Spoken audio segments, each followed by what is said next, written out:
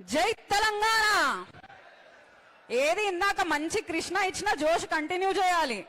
జై తెలంగాణ. అందరి చేతులు జై తెలంగాణ. అది ఎంత నిండుగా సభ, ఎంత మంచిగా ఉందో. మీరందరూ వచ్చాను. ఎట్లుంది మరి ఊర్లో ఇప్పుడు పరిస్థితి? మంచిగా ఉందా? నీళ్ళు వస్తున్నాయా? వస్తలేవు. కరెంట్ ఎన్నిసార్లు పోతుంది మీకు?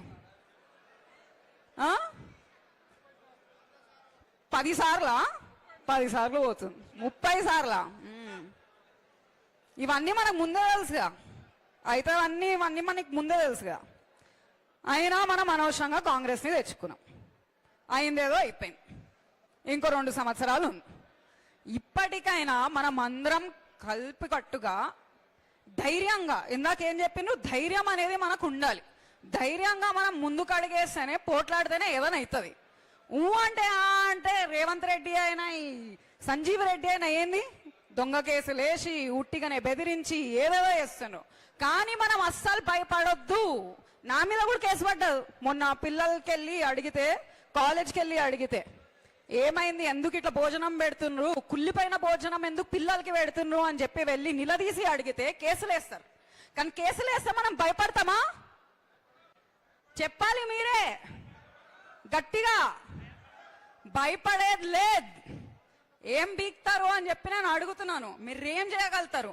మీరేం చేసినా మేము ముందుకొచ్చి అడుగేసి మేము పని చేస్తాం. ఇంకో 2 సంవత్సరాలు మళ్ళీ భూపాల్ రెడ్డి గారిని గెలిపించే బాధ్యత మీ అందరి మీదనే ఉంది. ఉందా లేదా? గట్టిగా.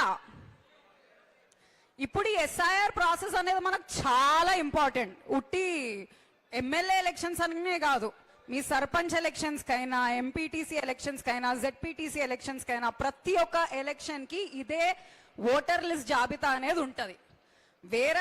వేరే రాష్ట్రాల్లో చాలా ఓట్లన్నీ డిలీట్ అవుతున్నాయి.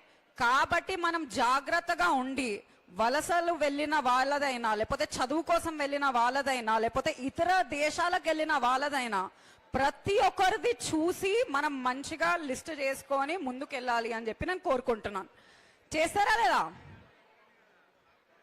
రైట్. జై తెలంగాణ. అందరం కలిసి కష్టపడదాము. ఇప్పుడు వచ్చేస్తున్నారు.